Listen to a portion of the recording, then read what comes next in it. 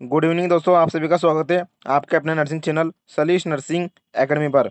दोस्तों बात करेंगे राजस्थान में जो चल रही संविदा की आपकी नर्स भर्ती आई है अभी, जो कि लिखित माध्यम से होगी, जिसका एग्जाम 24 सितंबर को रहने वाला है।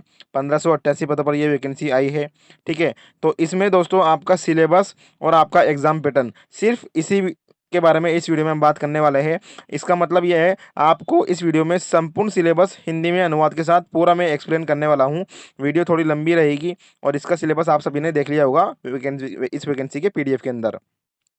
तो इसमें काफ़ी सारे टॉपिक्स दिए गए हैं और इन टॉपिक्स में कुछ ऐसे ऐसे टॉपिक्स हैं जिनके बारे में शायद आपको नहीं पता। तो पूरा क्लियर कट आपको करने वाला हूँ, किस तरह से आपका एग्जाम पैटर्न रहेगा, कितने नंबर का रहेगा, क्या कुछ स्कीम रहने वाली है। इस वीडियो में हम इसी के ऊपर चर्चा करेंगे। ये देख सकते हो, संविदा की नर्स भर्ती जो आपकी आई थी, राजस्थान कर्मचारी चयन बोर्ड के द्वारा जारी की गई थी। दो भर्ती जारी की गई थी, एक एएनएम की और एक जीएनएम की।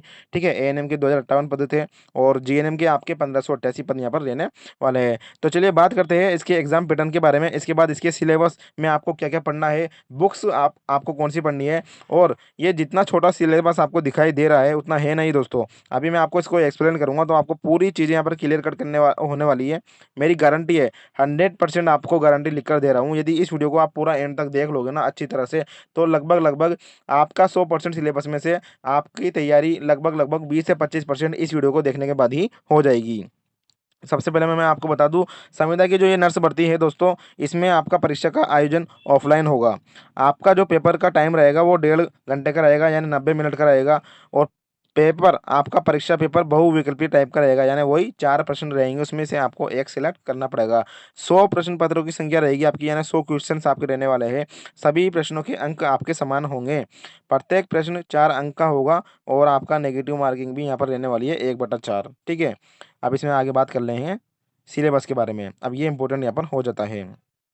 चलिए, तो देखिए सिलेबस तो आपका नर्सिंग का 55 नंबर का रहने वाला है, यानी 55 जो क्वेश्चन आपके आएंगे वो नर्सिंग के आएंगे, जीएनएम और बीएससी नर्सिंग वालों के। अब इसमें देखिए, पद से संबंधित न्यूनतम प्रोफेशनल योग्यता के लिए विषयों से संबंधित प्रश्न। इसमें आप फर्स्ट देखिएगा दोस्तों, इसमें इन्होंने बताया है introduction to the structure of the body, यानी आपकी जो बॉडी की स्ट्रक्चर होती है किस किस से बनी होती है आप सभी को पता होगा, सेल से, टिश्यू से। ठीक है, इसके अलावा आपकी इसमें बॉडी कैविटीज हुई, कंपोजिशन ऑफ ब्लड हुआ, फॉर्मेशन ऑफ ब्लड हुआ, ब्लड क्लोटिंग हुई। ठीक है, फैक्टर्स हुए, ब्लड प्रोडक्ट्स एंड उसके यूजेज। अब मैं इसमें आपको एक्सप्लेन कर दूं। इसमें देखिएगा, इंट्रोडक्शन आपको पढ़ना पड़ेगा स्ट्रक्चर ऑफ द बॉडी, यानी आपकी बॉडी की संरचना के बारे में। एंड इसके अलावा आपकी सेल, टिश्यू, यानी टिश्यू, बॉडी कैविटीज, यानी शरीर की गुहाएं जो होती है, दो मेन कैविटीज होती है, आप सभी को बता दूं मैं आपको जानकारी के लिए। एक वेंट्रल होती है, एक डोर्सल होती है। वेंट्रल भी यहाँ पर दो पार्ट्स में डिवाइडेड रहती है। ठीक है, एक होती है अपने सब डिवाइडेशन में पार्ट में जो डिवाइड होती है वेंट्रल, वो होती है थोरेसिस और abdominal pelvic cavity. Composition of blood. ठीक है, अब इसके बारे में मैं आपको बताऊं, जो अपना ब्लड होता है वो कंपोजिशन ऑफ ब्लड मतलब होता है अपना ब्लड किन किन चीज़ों से बना हुआ रहता है। प्लाज्मा से बना हुआ रहता है। ठीक है, प्लाज्मा से, आरबीसी से बना हुआ रहता है, डब्ल्यूबीसी से बना हुआ रहता है और प्लेटलेट्स, इन 4 चीज़ों से आपका कंपोजिशन होता है ब्लड का। ठीक है, तो इसके बारे में, इन सभी चीज़ों के बारे में आपको डिटेल से पढ़ना पड़ेगा। आगे देखिए, फॉर्मेशन ऑफ ब्लड, यानी आपका जो ब्लड होता है वो किन किन से निर्माण होता है। आरबीसी जो होती है आपकी, तो आपकी आरबीसी का फॉर्म जो होता है वो रेड बोन मेरो, जो आपकी हड्डियों में पाई जाती है ना, रेड बोन मेरो, उससे आपका जो है फॉर्मेशन होता है आरबीसी का। इसके अलावा आगे देखिए, ब्लड क्लोटिंग हुई। तो ये ब्लड क्लोटिंग जो होती है, इसके फैक्टर्स आपको पढ़ने पड़ेंगे, कौन कौन से फैक्टर्स जिम्मेदार रहते हैं ब्लड क्लोटिंग फैक्टर्स के। मैं आपको बता दूं, इसमें काफ़ी सारे फैक्टर्स होते हैं, 8 फैक्टर्स यहाँ पे जिम्मेदार होते हैं इसके। जैसे फिब्रिनोजन है, प्रोथ्रोम्बिन है, टिश्यू थ्रोम्बोप्लास्टिन है, आयोनाइज्ड कैल्शियम है, लेबलाइल फैक्टर्स है, ओके, स्टेबल फैक्टर है, और एंटी हेमोफिलिक फैक्टर भी यहाँ पर डिपेंड करते हैं आपके ब्लड क्लोटिंग के अंदर। इसमें आगे देखिए, इन्होंने बताया है ब्लड प्रोडक्ट्स एंड इसके यूजेज, यानी आपके जो ब्लड प्रोडक्ट्स होते हैं, जैसे आपके मान के चलिए दूध के प्रोडक्ट्स कौन कौन से होते हैं, घी होता है, ओके, पनीर होता है, बटर होता है। उसी तरह आपके ब्लड, यानी आपके खून के प्रोडक्ट्स कौन कौन से होते हैं। तो खून के प्रोडक्ट्स जैसे वोल ब्लड, यानी पूरा संपूर्ण blood, RBC, WBC, platelets, plasma, packed RBC भी होती है, प्लेटलेट्स ट्रांसफ्यूजन भी होता है, फ्रेश फ्रोजन प्लाज्मा भी यहाँ पर होता है। अब इसमें आगे देखिए, इसमें सिलेबस में इन्होंने बताया है आगे, anatomy and physiology of circulatory. अब ये क्या होता है भैया, ये तो दिक्कत आ गई, यहाँ पर आपको कन्फ्यूजन हो गया होगा। इसमें है दोस्तों, ये सिस्टम है ये देखिए, circulatory system, lymphatic system, respiratory system, digestive system. मैं इसके बारे में बता देता हूँ। एनाटॉमी और फिजियोलॉजी मतलब ये होता है इनकी संरचना और इसकी इनकी कार्यविधि पढ़नी पड़ेगी आपको सिस्टम्स की। जैसे सर्कुलेटरी सिस्टम है ये, है ना फर्स्ट। तो सर्कुलेटरी सिस्टम में वही होता है दोस्तों, कार्डियोवास्कुलर सिस्टम यानी आपकी हृदय प्रणाली, आपका हार्ट किस तरह से काम करता है, किस तरह से पंप करता है ब्लड को, कहाँ से कहाँ तक पहुँचाता है, उसके बारे में जो है इस सिस्टम के अंदर आपको पढ़ना पड़ेगा। दूसरा सिस्टम आपका आता है लिम्फेटिक सिस्टम। अब लिम्फेटिक सिस्टम क्या होता है, आपका लसीका तंत्र, यानी पूरे शरीर के जो आपके लिम्फ कितने होते हैं आपके बॉडी में, आप सभी को पता होगा 500 से 600 लिम्फ यहाँ पर पाए जाते हैं। तो जो भी नेटवर्क होता है आपका वेसल्स का, नोड एंड डक्ट्स का, जो कलेक्ट करती है, सर्कुलेट करती है, एक्सेस फ्लूइड यानी जो अतिरिक्त आपका पानी रहता है उसको शरीर से बाहर निकालती है, ये लिम्फेटिक सिस्टम के अंदर ही आता है सभी कुछ, ठीक है। तो इन सब लिम्फेटिक सिस्टम को भी आपको पूरा पढ़ना पड़ेगा। मैंने बोला था ना आपको, सिलेबस जितना छोटा दिख रहा है उतना है नहीं। सिलेबस को आपको पढ़ना पड़ेगा। वीडियो को एक बार देख लीजिए, अच्छी तरह से इसको सेव कर लेना, ठीक है। और यदि इनमें से कुछ आपको आता है, अभी मैं क्वेश्चन पुट अप करूंगा इस सिलेबस के बारे में भी, तो आप कमेंट बॉक्स में कमेंट करके बताइएगा। अब देखिए इसमें आगे रेस्पिरेटरी आ गया ये सिस्टम, ये रेस्पिरेटरी सिस्टम। तो रेस्पिरेटरी सिस्टम होता है आपका श्वसन तंत्र, यानी आपका नेटवर्क होता है ऑर्गन्स का, टिश्यू का, जो हेल्प करती है आपको सांस लेने में। इसके अंदर क्या क्या इंक्लूड होता है रेस्पिरेटरी में, जैसे कि एयरवेज हुआ, लंग्स हुआ, ब्लड वेसल्स हुई। आगे देखिए कौन सा सिस्टम आएगा, डाइजेस्टिव सिस्टम आ गया।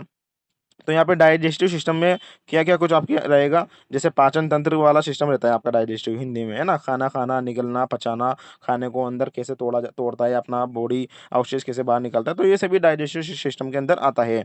अब आगे देखिए एक्सक्रीटरी सिस्टम, ये होता है दोस्तों उत्सर्जन तंत्र। यानी आपके जो ऑर्गन होते हैं इंक्लूड, जैसे किडनी हुई, ओके, किस तरह से काम करता है किडनी के बारे में पूरा पढ़ना है आपको। यूरेटर भी इसके अंदर आता है, ओके, और यूरिनरी ब्लैडर भी इसके अंदर आता है, यूरेथ्रा भी इसके अंदर आता है। तो ये होता है एक्सक्रीटरी सिस्टम। अब आगे देखिए दोस्तों इसमें, अब आगे मैं बताऊं एंडोक्राइन सिस्टम। अब एंडोक्राइन सिस्टम क्या होता है, आपका अंतर्स्रावी तंत्र ग्रंथियां, यानी जो आपकी ग्लैंड्स होती है ना अंदर बॉडी के अंदर, जो हार्मोन रिलीज करती है, काफी सारी ग्लैंड पाई जाती है अपनी बॉडी के अंदर, वो सभी एंडोक्राइन सिस्टम के अंदर आता है। इन सभी को, ये पूरा सिस्टम आपको पढ़ना पड़ेगा। ये एक ही सिस्टम कम से कम 20-30 पेज का है। आप सभी ने पता होगा, नर्सिंग वालों को तो क्या बताना, वैसे भी जीएनएम और बीएससी नर्सिंग जिन लोगों ने कर रखी है उन लोगों ने तो इसके बारे में पढ़ा होगा। मैं सिर्फ आपको सिलेबस समझा रहा हूँ। ये जीएनएम वैकेंसी का सिलेबस है।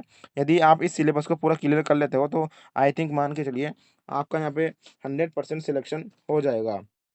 आगे देखिए, अब इन्होंने आगे बताया है रिप्रोडक्टिव आपका सिस्टम भी इसमें आपको पढ़ना पड़ेगा। रिप्रोडक्टिव सिस्टम के अंदर आपके जो रिप्रोडक्टिव सिस्टम होते हैं मेल और फीमेल के अलग अलग होते हैं, ठीक है ना। जैसे आपके रिप्रोडक्टिव सिस्टम के अंदर स्पर्म बनना, फर्टिलाइजेशन होना यानी गर्भधारण होना, ओके, और आपका अंडों का बनना महिलाओं के अंदर, तो ये सभी रिप्रोडक्टिव सिस्टम के अंदर आता है। इसके बाद आता है दोस्तों नर्वस सिस्टम। अब नर्वस सिस्टम में क्या है, आपका जो कॉम्प्लेक्स नेटवर्क होता है नर्व का और नर्व सेल यानी न्यूरॉन्स का, यानी आपके शरीर में जो न्यूरॉन्स होते हैं ना, एक सेकेंड ओके, तो नर्व और न्यूरॉन्स जो आप जिस तरह से काम करते हैं, ओके, वो तरंगे लाते हैं माइंड से, सिग्नल्स लाते हैं, एक तरह से मैसेज बोल सकते हो, ब्रेन से स्पाइनल कॉर्ड में ले जाते हैं और डिफरेंट पार्ट ऑफ बॉडी यानी आपकी बॉडी के डिफरेंट पार्ट्स में ले जाते हैं। तो वो सभी नर्वस सिस्टम के अंदर आते हैं। अब आगे देखिए इसमें सेंस ऑर्गन के बारे में बताया है। सेंस ऑर्गन्स क्या होते हैं, वही आपके सुनने वाले अंग जो होते हैं सेंस ऑर्गन्स में आते हैं, ठीक है, यानी आपकी ज्ञानेंद्रिया, जैसे कि एनाटॉमी एंड फिजियोलॉजी में आपको बताऊं सेंस ऑर्गन्स की, जो आपकी आईज आ गई, आँख, आपके कान, आपकी नाक, आपकी टंग, आपकी स्किन, ओके, तो ये सभी सेंस ऑर्गन के अंदर आते हैं। इन सभी को आपको अलग अलग पढ़ना पड़ेगा। ओके, अब इसमें बात करेंगे आगे स्केलेटन सिस्टम के बारे में। तो स्केलेटन और मस्कुलर सिस्टम जो आपका होता है वो कंकाल और मांसपेशियों का होता है, यानी आपका कंकाल के बारे में, कंकाल तंत्र के बारे में आपको पूरा पढ़ना पड़ेगा। पर्टिकुलर आपके सब्जेक्ट में ये आपको टॉपिक्स मिल जाएगा। मांसपेशी वाला सिस्टम भी इसके अंदर आएगा, मस्कुलर सिस्टम। तो ये काफ़ी बड़े बड़े सिस्टम है जिनको आपको पढ़ना पड़ेगा, यानी कुल मिला के टोटल सभी सिस्टम आपको अच्छी तरह से रट लेने हैं। अब आगे बात करेंगे इसमें, तो आगे इन्होंने क्या बताया है, इंट्रोडक्शन टू नर्सिंग कॉन्सेप्ट, यानी आपके जो नर्सिंग कॉन्सेप्ट है, नर्सिंग की जो अवधारणाएं होती है, यानी नर्सिंग आपने की है तो क्या अवधारणा से की है, यानी क्या मोटिव रहा है आपका नर्सिंग करने का, उसके बारे में आपको पढ़ना पड़ेगा। जैसे कि छात्र को नर्सिंग प्रक्रिया से परिचित करवाना, एक अच्छा नर्स बनाना, प्रोफेशनल नर्सिंग होता है, अपनी जो नर्सिंग होती है वो प्रोफेशनल क्षेत्र के अंदर आती है। इसके स्कोप, यानी नर्सिंग में क्या क्या स्कोप आपको पढ़ने पड़ेंगे स्कोप। ये नहीं कि भैया नर्सिंग करने के बाद अपने पास क्या क्या स्कोप है, हम डॉक्टर बन भी सकते हैं, नर्स बन जाएंगे, नर्सिंग, ये नहीं है स्कोप। इसके स्कोप अलग रहते हैं। जैसे मैं बताऊं आपको उदाहरण के तौर पे, रेस्पॉन्सिबिलिटी क्या है आपकी, एक्टिविटी क्या है, आप रजिस्टर्ड नर्स कहलाओगे तो किस तरह से क्या कुछ प्रक्रिया रहेगी, एजुकेटेड नर्स कहलाओगे आप, बाद में आपकी जो अथॉरिटी रहेगी वो किस तरह से आप परफॉर्म करोगे उसके अकॉर्डिंग, वो सभी स्कोप के अंदर आते हैं। चलिए आगे बात करते हैं नर्सिंग एज ए प्रोफेशन, इसके बारे में भी आपको पढ़ना पड़ेगा। अब ये जो छोटे छोटे टॉपिक्स में मैं आपको समझा रहा हूँ, इनके बहुत बड़े बड़े पेजों के रूप में इनको समझा रखा है आपके नर्सिंग के अंदर। आप सभी ने नर्सिंग की है, आप सभी को पता होगा। ठीक है, आप कमेंट करिएगा यार, कमेंट जरूर करिएगा भाई किस तरह से क्या कुछ टॉपिक है और आपके क्या विचार है। आगे देखिए इसमें हेल्थ डिटर्मिनेशन, यानी आपके स्वास्थ्य के जो निर्धारक होते हैं, जैसे कि सोशल और इकोनॉमिक इन्वायरमेंट होता है, फिजिकल इन्वायरमेंट होता है, पर्सन इंडिविजुअल कैरेक्टरिस्टिक होता है, आपका बिहेवियर किस तरह से रहता है, उसके बारे में आपको हेल्थ डिटर्मिनेशन के अंदर डिटेल से पढ़ना पड़ेगा। अब आगे देखिए असेसमेंट ऑफ हेल्थ, ओके, यानी आपको अपनी स्वास्थ्य का असेसमेंट करना है, हेल्थ असेसमेंट, आपके स्वास्थ्य का मूल्यांकन आपको करना है, सिद्धांत आपको करना है। जैसे कि इनिशियल असेसमेंट एक जल्दबाजी में असेसमेंट होता है, फोकस्ड असेसमेंट होता है, टाइम लैप्स्ड असेसमेंट होता है, इमरजेंसी भी आपका जो है असेसमेंट यहाँ पर होता है। तो ये काफ़ी बड़ा बड़ा टॉपिक्स है जिनको आपको डिटेल में पढ़ना पड़ेगा।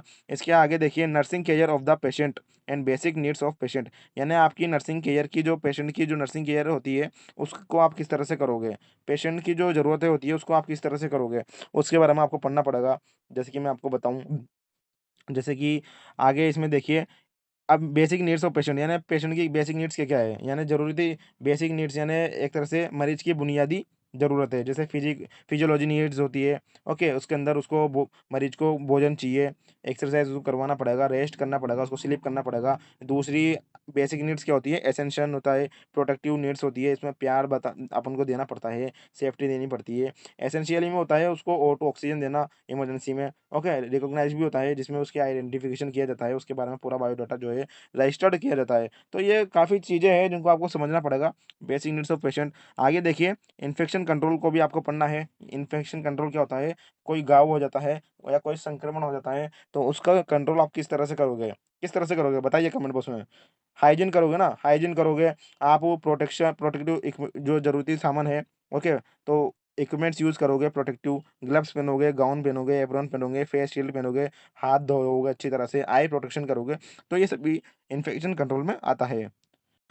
चलिए आगे बात करते हैं इसमें एडमिनिस्ट्रेशन ऑफ मेडिकेशन, यानी आप जो मेडिकेशन है, दवाइयाँ है, उसका किस तरह से एडमिनिस्ट्रेशन करोगे, यानी किस तरह से उसको दोगे मरीज को, उसका एडमिनिस्ट्रेशन करना है ना, मैनेजमेंट करना। किस तरह से देते हैं दवाई, बताइए कमेंट बॉक्स में कमेंट करके। दो तरीके से देते हैं, ओरल भी देते हैं, इंट्रावीनस भी देते हैं। 7 स्टेप आपको पता होगा एडमिनिस्ट्रेशन ऑफ मेडिकेशन की क्या क्या है दोस्तों। राइट पेशेंट, यानी सही पेशेंट को देना, राइट ड्रग्स, सही दवाई देना, राइट डोज, सही डोज देना, राइट टाइम, सही समय पे देना, राइट रूट्स, सही रूट से देना, रास्ते से, राइट पर्सन, सही पर्सन को, सही मरीज को देना, राइट डॉक्यूमेंटेशन, और डॉक्यूमेंटेशन भी सही तरह से करना। तो ये सभी एडमिनिस्ट्रेशन ऑफ मेडिकेशन में आता है। आगे देखिए procedure and techniques in first aid and emergency, यानी आपकी जो बेसिक फर्स्ट एड प्रोसीजर होती है वो क्या क्या होती है, यानी बुनियादी प्राथमिक चिकित्सा प्रक्रिया क्या होती है। मैं आपको बता दूं, जो ये वही मामला आ गया सीपीआर वाला। जैसे कि डेंजर रेस्पॉन्स, ड्रेप्स आपने सुना होगा, DRABS, DRABS, ड्रेप्स आपने सुना होगा। डी यानी होता है डेंजर्स, यानी पहले एसेंस करना पड़ेगा डेंजर सिचुएशन में मरीज को। उसके बाद आता है आर से रेस्पॉन्स, यानी उसका रेस्पॉन्स चेक करना पड़ेगा, कॉन्शियस है या नहीं है, उसके वाइटल चेक करने पड़ेंगे।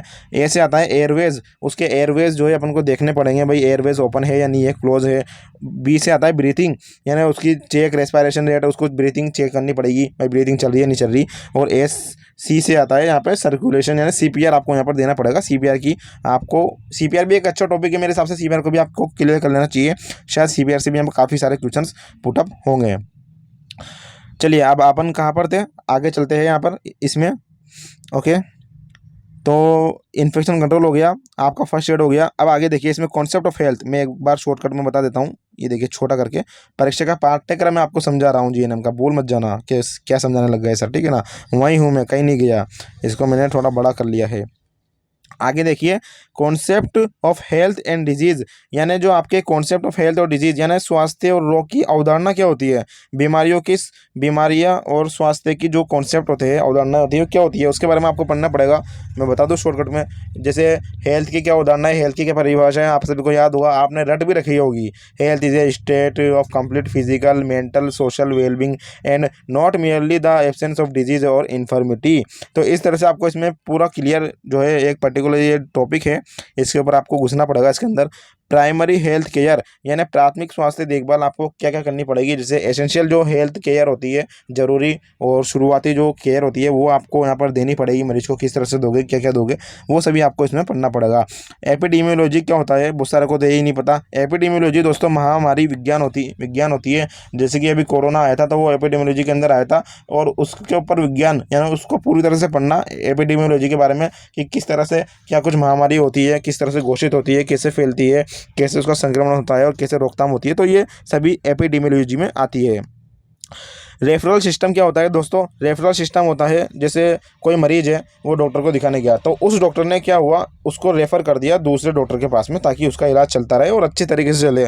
तो ये रेफरल सिस्टम के अंतर्गत आता है। इस ये पर्टिकुलर टॉपिक है आपके सिलेबस के अंदर, नर्सिंग के अंदर। एक बार आप सर्च करना, अपने पढ़ना। शायद जीएनएम और बीएससी नर्सिंग वाले जो अभी हमारी वीडियो देख रहे हैं, उनको हमारी बातें और हमारी चीज़ें समझ में आ रही होंगी, क्योंकि उन सभी ने ये टॉपिक्स पढ़ लिए हैं।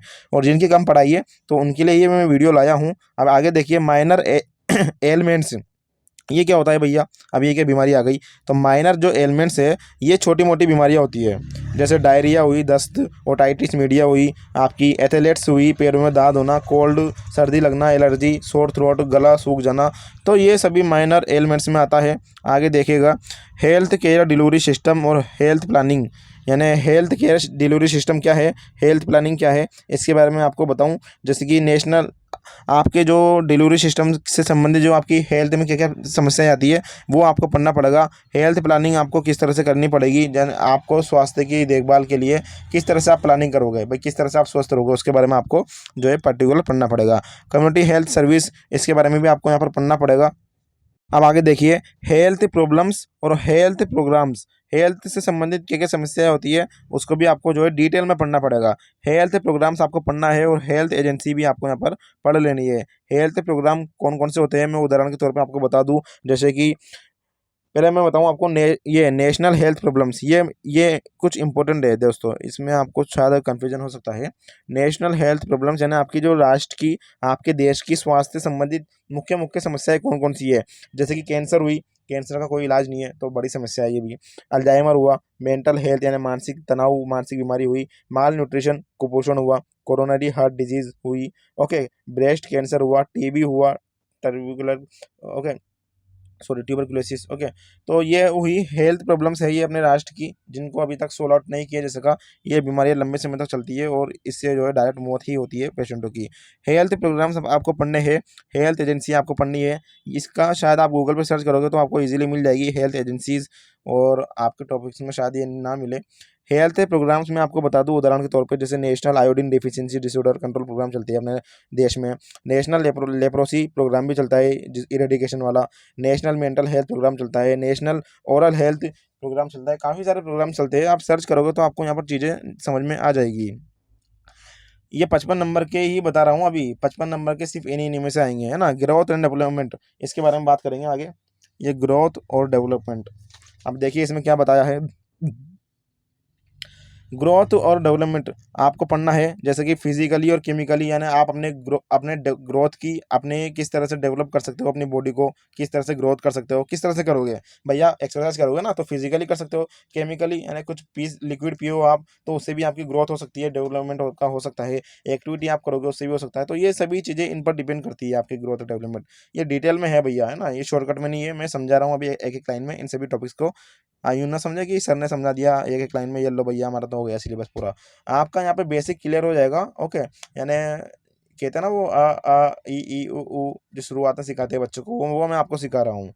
यानी आपको हिंदी में ये समझा रहा हूँ मैं टॉपिक्स, बाद में आपको दिक्कत नहीं आएगी। आप जब डायरेक्ट जो है पढ़ोगे अपने सिलेबस में से। काफ़ी मेहनत करते हैं आप सभी के लिए यार दोस्तों, लाइक जरूर करना, कमेंट जरूर करना, और वीडियो को शेयर जरूर कीजिए यार, है ना, आपसे रिक्वेस्ट है। हमारा टेलीग्राम ग्रुप जरूर ज्वाइन कर लेना। इन सभी के जो पीडीएफ है हम वहीं आपको जो है अपलोड कर देंगे। व्हाट्सएप ग्रुप भी जरूर ज्वाइन करें। अब आगे देखिए, यहाँ पर इन्होंने बताया है डिसऑर्डर एंड हेल्थ प्रॉब्लम्स, ठीक है, ऑफ ए चाइल्ड, यानी बच्चे की क्या क्या हेल्थ से संबंधित समस्याएं होती है और क्या क्या डिसऑर्डर होता है, बीमारियां और स्वास्थ्य समस्याएं बच्चों की, जैसे डायरिया हुई, दस्त लग जाते हैं भैया उनको, ओके, रेस्पिरेटरी इन्फेक्शन हो जाता है, ठीक है, जैसे निमोनिया हो जाता है, सांस लेने में दिक्कत आ जाती है, पोलियो हो जाता है, टिटेनस हो जाता है, टीबी हो जाती है, मीजल्स, दांत खुजली हो जाता है, ये सभी समस्याएं होती है ओके बच्चों की। तो इन सभी बीमारियों को भी आपको पढ़ना है। कॉन्जेनाइटल डिसऑर्डर, जन्मजात बीमारियां, इनको भी आपको पढ़ना है, काफ़ी सारी होती है, स्पाइनल बिफिडा, कोबड़ की बीमारी, ओके, और टेढ़ापन, अंधापन, कम सुनना, लंगड़ा लंगड़ा के चलना, काफ़ी सारी चीज़ें होती है जिसका आपको यहाँ पे डिटेल में जानना जरूरी है, तभी जाके आपका यहाँ पर सिलेक्शन होगा। काफ़ी ये देखने में छोटा लग रहा है सिलेबस, काफ़ी बड़ा सिलेबस है, सीएचओ से हटके सिलेबस है, लेकिन स्कीम पैटर्न जो है इसका सीएचओ की तरह ही है, यानी 1.5 घंटे का पेपर, 100 क्वेश्चन, 1/4 नेगेटिव मार्किंग है। पैटर्न तो सीएचओ की तरह है, लेकिन सिलेबस अलग है सीएचओ से। सीएचओ का मामला अलग रहता है, सीएचओ सीएससी पर काम करता है सब सेंटर पर, तो उसमें जो जो उसको कार्य करना पड़ता है उससे संबंधित उसके क्वेश्चंस आते हैं, यहाँ पर चीज़ें अलग है। आप इसमें डायरेक्ट नर्सिंग ऑफिसर की पोस्ट आपको मिलेगी संविदा पर, जिसमें आपकी सैलरी 18,900 रहेगी कॉन्ट्रेक्चुअल रूल्स के अकॉर्डिंग, इसलिए यहाँ पर सिलेबस आपका चेंज दिया गया है। आगे देखिए, क्लासिफिकेशन ऑफ फूड, यानी आपको अपने भोजन का क्लासिफिकेशन करना है भैया। अब भोजन आपको अपना क्लासिफिकेशन कैसे करोगे भोजन का, तो उसके बारे में मैं आपको बताऊं जानकारी। भोजन का वर्गीकरण आपको करना है, किस तरह से आप भोजन करते हो, भोजन का वर्गीकरण, ये बहुत बड़ा टॉपिक है, इसको आप पढ़ना अच्छी तरह से।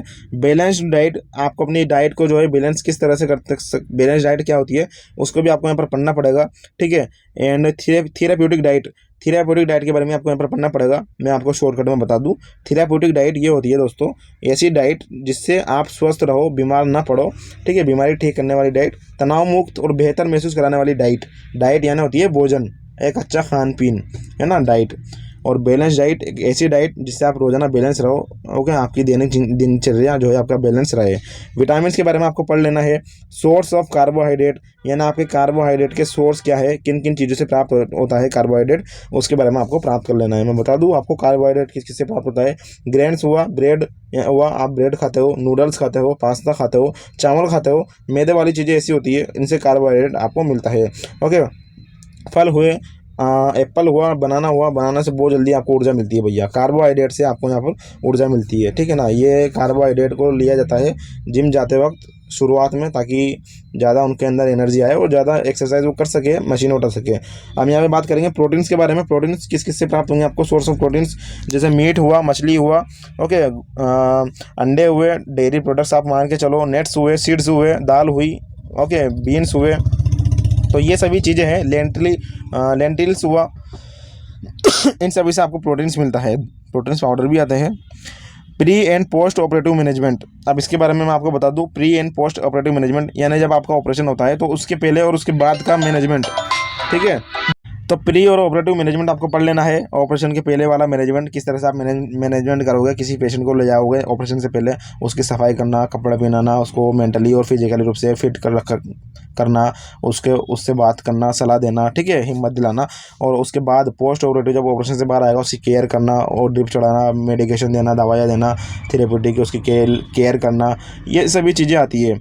Management of patient with disorder of respiration, ठीक है, यानी आपको मैनेजमेंट करना है पेशेंट का डिसऑर्डर ऑफ रेस्पिरेशन, यानी श्वास से संबंधित जो उसको बीमारी होती है उसमें किस तरह से आप पेशेंट का मैनेजमेंट करोगे, ठीक है। एसेंशियली इमरजेंसी, आपको उनको ऑक्सीजन देनी पड़ेगी, दवाइयाँ देनी पड़ेगी, उसकी केयर करनी पड़ेगी। तो ये सभी चीज़ें डिटेल में आपको समझना पड़ेगा। नहीं मिलते हैं टॉपिक्स आपको सिलेबस में, आप गूगल जाइएगा और गूगल इसको सर्च कर लीजिएगा, कोई सा भी टॉपिक हो, यही नहीं कोई सा भी टॉपिक हो उसको आप यहाँ पर सर्च कर सकते हो।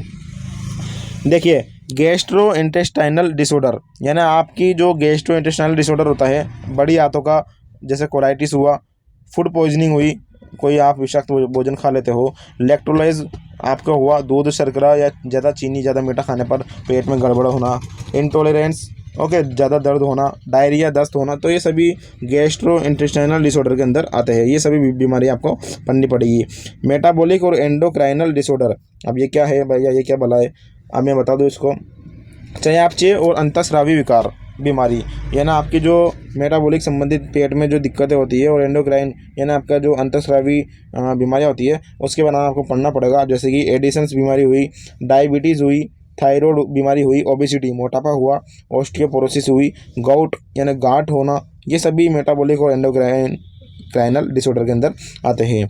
न्यूरोलॉजिकल डिसऑर्डर, अब न्यूरोलॉजिकल डिसऑर्डर इसके बारे में हमने पता किया था, ये गलत छाप दिया है इन्होंने, न्यूरोलॉजिकल नहीं होता, शायद न्यूरोलॉजिकल डिसऑर्डर होते हैं, ठीक है ना। एक बार मैं कंफर्म कर लूँगा ऊपर अपने कर्मचारी चयन बोर्ड से संपर्क करके। न्यूरोलॉजिकल नहीं है, शायद ये न्यूरोलॉजिकल है।